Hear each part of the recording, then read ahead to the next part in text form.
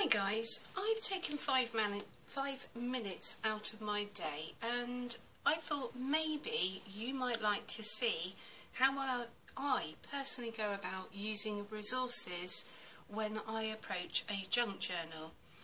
Don't get me wrong, I am not against digital kits. In actual fact, I would certainly promote them. They were one of the very first things that I done was to get me on this journey, was to use digital kits.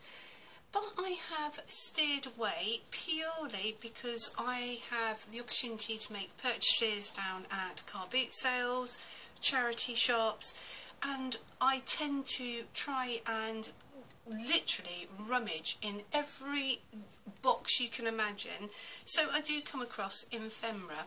We're very, very lucky. Maybe it is purely because I'm in the UK, I really don't know. But I've been set a little bit of a task, and the journal in front of you is basically a request from a good pen pal, Sharon. She's requested that I make something on a very British theme. Now, I do like the concept of history, and because of that, my take is to try and do something on the Tudors.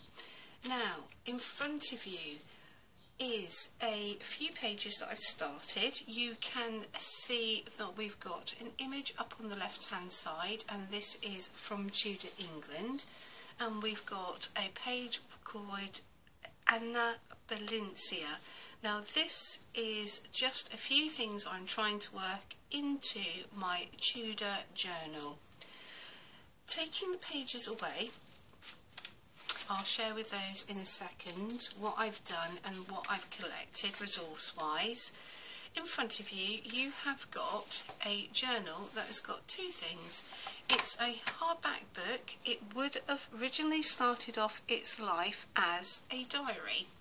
This is just an example from last year, and it happens to come from the V&A, the British Library, on Shakespeare. I will use this at a later date. So here is a book cover, and I've literally gutted it, and I've covered it with one wrapping paper on the front, which I have distressed up to make it more on the grungy feel.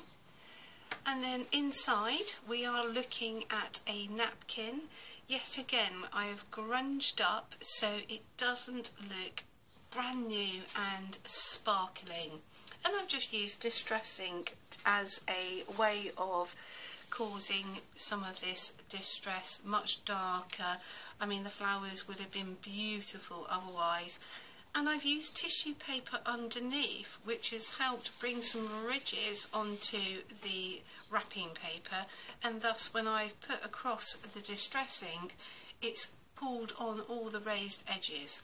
Anyway, so that is a diary, hardback, completely stripped back. It's only going to have a small signature. It's less than an inch across. It's going to have one signature as a trial run. Next, how I started out was in my collection. I purchased a Glenbourne 1965 opera magazine, and I've shared with you the magazine before, and what you'll see is all these lovely Tudor images on the front, and on the back I've already removed, so this is the back page has been removed, and I've cut every single image out individually and made some tags. I've also taken out the opera pages that relate to Anne Boleyn. Now, Anne Boleyn is literally Anna Valencia, and this is Italian, and I'm going to work this also into the journal. It is not going to be based on a yearly. This is roughly around about Henry VIII. We're looking at the 15th, well, we're looking at around about 1530 to 1550, thereabouts. We are going to have the opera information, but to make it a lot more appealing, what I have done, if I move through, and you'll see the original in Italian, Anna Valencia, I've used a napkin to try and bring in a floral appeal. We have an image from the scenes that were set. I've got 6 images in the Glenbourne magazine, which basically date back from 1965, and so it gives me my cast, it gives me the scene, so if you were trying to understand it, because obviously it's all going to be in Italian, it gives you information in English on the front. And yet again, do not ever discount napkins, are an absolute godsend to try and bring some colour. So I've got these poppies which I'm going to fussy cut out. Rather than taking the 3 layers apart, I fussy cut with just a large pair of scissors before I strip the napkins down into 3 sections. I've also been gifted this wonderful, beautiful World napkin, and I've made that a Pacific page because I'm trying to stick with these lovely dark rich reds. So what I've done is I've just literally covered one of my coffee stain pages with this lovely napkin. So that's how I can use the napkins to my best advantage to bring colour and impact. Here is one of the tags, which is taking one of the Tudor images. This one's been glued down. I've popped a little bit of lace and I've done coffee staining and some stamping. In my collection, I will tend to buy everything, if I can, second hand, and I've got these stamps from Lakeland, and Lakeland, unfortunately, the company no longer exists, not in the UK, and these have got rather lovely, luscious images as if they were like ceiling decorations, and so I have done stamping onto this page, which you can see down the outside edge. Playing cards. I was very, very fortunate to find these playing cards at the local car boot sale, and you can see it's got a beautiful Tudor rose box. I've shared with you before, but what I've done, or what I was after, were the Queens and Kings. Now, we have got Elizabeth I and a few other patriotic people within the Tudor period, but I have got Anne Boleyn and Henry VIII. To make these cards that are coated in plastic more viable to go in my journal, I have sat and very carefully, using a scalpel, separated them. So I've just about managed to separate the plastic cards. Then that way I've got the paper backing, which, whoops, a daisy, which I've been able to glue onto this coffee stained paper, and this will act at the end as a little belly band. And also the front, I whip through my pages, you see that is still needing something to draw the eye in. I don't want to completely cover up the information because I feel that would be lovely to keep the original pages as are. And here we've got Anne Boleyn, and as I said, I have backed this one with a piece of scrapbooking card just to make it more durable, because again I want that to be a tuck spot. So we've used playing cards, we've used napkins, we've used pages from a large magazine. Behind here I have also used a decorative bag, and this is for a jam. If you were making jam, you would finish off your jam and maybe put this round circular over the top of the jam jar, and this happens to be of a Tudor rose and obviously another pattern of oak. And what I've done is popped it around stamps. So this is a first day cover. Let me get through with the red seam binding. And it's really trying to find ways of incorporating all the stuff that I've been hoarding in my collection, or gathering, whichever way you want to look upon it. And here we have some of historic buildings, and we've got Hampton Court, and it basically goes around Wales, it goes around Scotland, and these are poignant places, and I think that at the end of the day you can also use some of your postal stamps from your country to also go and decorate your junk journals. I've made this little mask here, and it's been decorated because I wasn't thinking that at the time which journal it was going to go into, but this works also as a tuck spot. And what this is sitting on is a piece of Buckingham Basildon Bond stationery, which was pure white to begin with, but I have naturally coffee stained it because I would like the feel of the coffee staining to go throughout this vintage journal. And again, maybe I'm exceedingly lucky, I do not know, but I will take the opportunity to purchase, I mean this has still got its £2 sticker on from the charity shop, but if you go to a museum you may have the luxury of finding something. Now this is not period to Henry VIII, but I do genuinely like the Pacific style of it. It is still dating back, I believe it will tell me, to the 18th century. So yet again, using stationery that I can possibly find. Obviously we've got some floral stamps here. Now these are British flora, this is another first aid cover.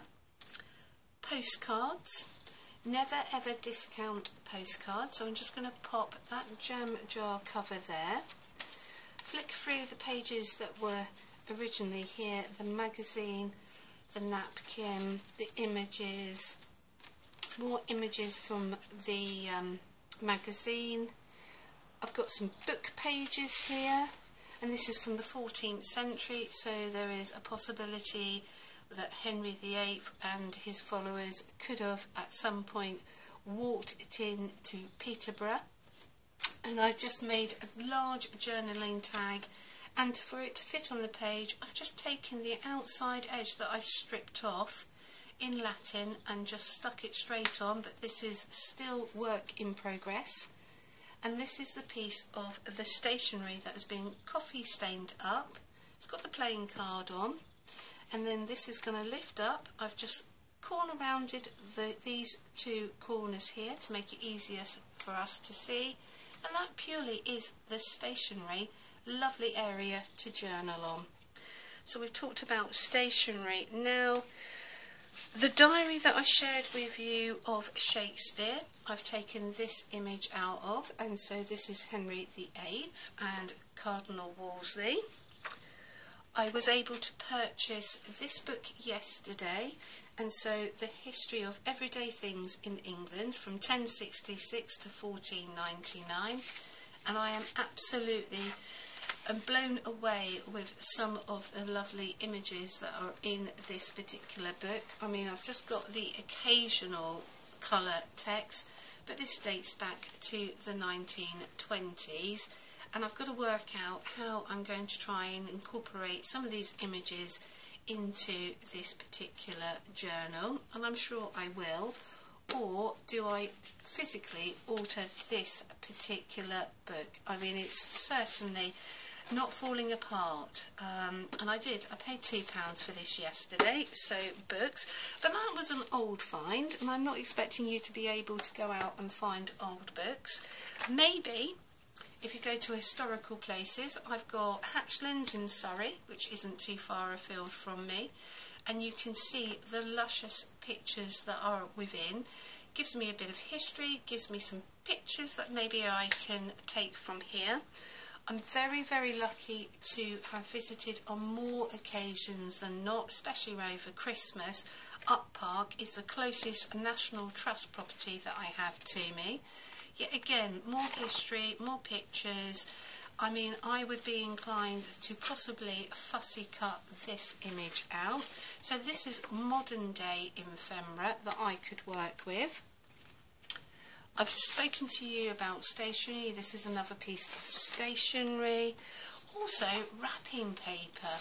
This has come from Australia. Annette has gifted this to me, and so what I've done is I fussy cut out of these lovely vintage books. Let's move this across. Let's see if I can find the page to share with you. So that's the napkin. There's some of those lovely books that I fussy cut out, and I have taken from a pound shop. I've just found this quill and feather, and that stamp that's gone out there that I've already shared with you. So stamped it, put this quill and feather. You've got this lovely area that's been coffee stained up. You can see a bit of the plastic doily, and then these images of these books. Postcards. Don't discount postcards. Obviously we've got another image from a book here about these cranes, and because I thought you may find it a little bit better if we have an understanding of what these cranes are doing in Peterborough. The cranes divide the night into sentry duties, and they make up the sequence of the watches by order of rank, holding little stones. So this crane here is holding a little stone in their claws to ward off sleep. When there is danger, they make a loud cry. So I mean, and I've just put some stationery on the back just to make it more exciting. I've yet again used a little bit of the old scrap. I've got a little page here. I could turn this into a little journaling book, and this has got stamping on. Postcards was where I was going, but these are just little bits and pieces, more images. Postcard from the Royal Mail of Anne of Cleves. I've just taken wrapping paper like the front, which has been distressed. I've just put these little ruffles that I've glued onto this postcard just to make it coherent, so it all just runs a little bit neater together. And you can always coffee stain. It does leave, there is a plastic coating, but if you coffee stain up your postcards, you can use them within your journal. I'm a great lover of postcards. Yet again, I don't pick them up in the bookshops. I literally, if they come about in a charity shop, you're looking at around about, you can part with about £15 in UK money if you want a nice set, whereas I pick these up for £2. And then I've coffee stained them, and as you can see, they've got lots of cracks going through them, so it just gives you a different aspect. So guys, I will carry on with this journal, but I just wanted to share with you just some of the resources that I'm using to put into this Tudor journal. Anyway guys, catch up with you soon and speak to you later. Bye bye.